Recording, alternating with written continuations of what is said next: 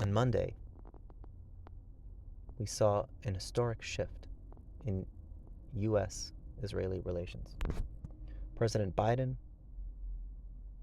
said that the United States is withholding military support for Israel. And for many of us, this felt like a wake-up call. Wow.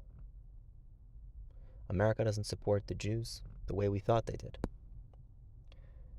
And it was even more stark compared with some of the other news of the week. The U.S. approved a multi-billion-dollar military package to Ukraine. Is anyone asking how those weapons are being used? Are too many Russian civilians being killed?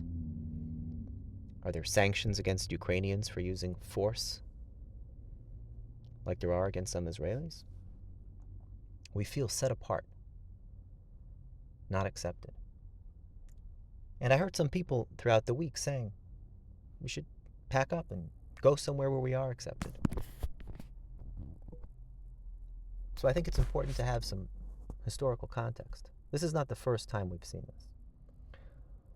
In the aftermath of the 50s, the State of Israel being founded, the Congress provided lots of military support for Israel. But after 1967, when the Israeli military used through force was able to expand the territory in the Six-Day War, there became opposition. And there were headlines in the Washington Post, in the papers at the time, comparing the Israeli government to the Nazis. And it was much more fresh then. Lots of opposition to the Jewish influence, Jewish money, the lobbying of AIPAC and others. And in 1975, President Gerald Ford, who actually spoke here in Detroit at the Yeshiva dinner, he withheld, for the first time, military support.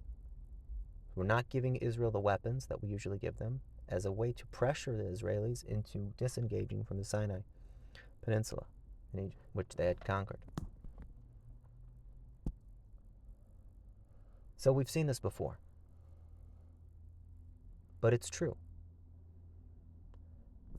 And then, as now, after the president did that, the senators sent a letter, and how could you do this and withhold support from Israel? But in that sense, not that much has changed. But the constant is that we are not accepted. We feel set apart. We are held to a different standard. And that's true. That's the reality. That is what the pasuk means. Kedoshim to you. You are different. You are set apart. You are alone among the other nations. When a man tells a woman, Aret mekudeshesli, he's saying, you are alone to me. You are separate from everyone else. That's what Kedoshim to you means. It's not just a mitzvah. It is a reality. And there's nothing you can do to change that. Taking off your yarmulke in the street is not going to make them accept you. We're seeing now these secular left-wing professors at these Ivy League universities who had nothing to do with Yiddishkeit. All of a sudden, they're passionately describing their Jewish identity and the affronts that they're facing. You don't have a choice. There's no discrimination between this kind of Jew or that kind of Jew. Kedoshim to you. You are all set apart. Why? Ki kadosh ani, because I, Hashem, am set apart. I am the creator, not the created, and I am set apart. Ani Hashem Elokeichem, and I am your God. Yes, I created everything, but I have a special relationship with you. Only you, the Jews. You have this piece of me in you that no one else has. And we have this direct relationship that I don't have with others. So I'm set apart. You're set apart. That's a reality. Some of you may have heard of Nat Lewin, one of the most famous Jewish jurists, Supreme Court advocate, argued many of the landmark religious freedom cases of the last 50 years. Nat lives outside Washington, D.C.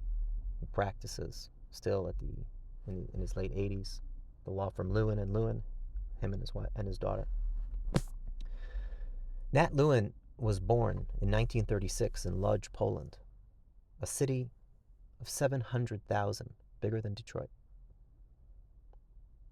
1/3 Jewish. Nat's father, Isaac, was a rabbi and a lawyer who joined the city council. And in 1938, at one of the more contentious city council meetings, they were talking about some recent murders of Jews in the streets. And Isaac Lewin appealed to his fellow council members, said, we need to have peace in the city. That's what the city council is here for. We need to have peace. And two of the virulent anti-Semites on the council said, in Palestine you can have peace. Go to Palestine.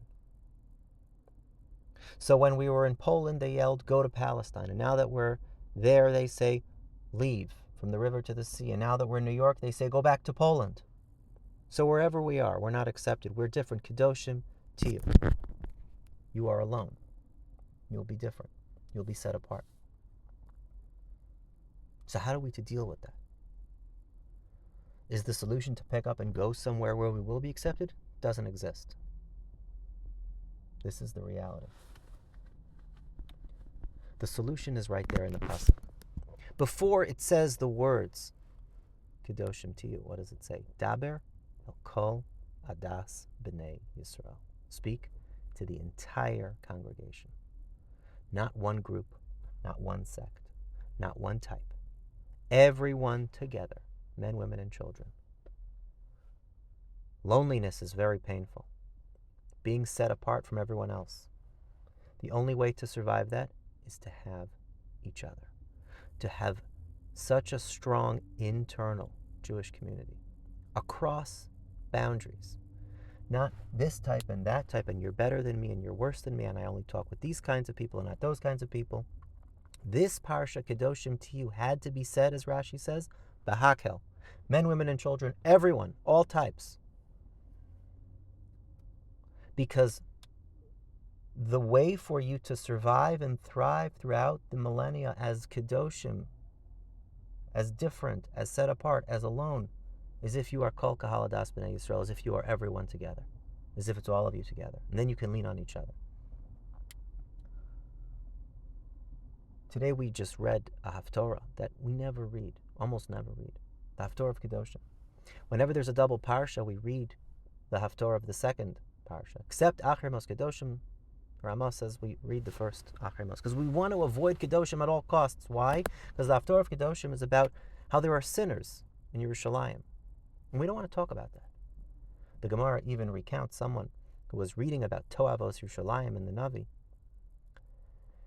And the Tana said to him, or the Amora said to him, before you start talking about the sins of Yerushalayim, look into the sins of your own mother. And he looked and found that there was actually a yichus problem.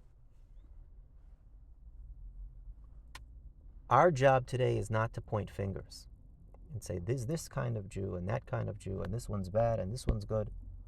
Our job is Kol Kahal Adas B'nai Yisrael, is how can we strengthen our bonds, our relationships with others?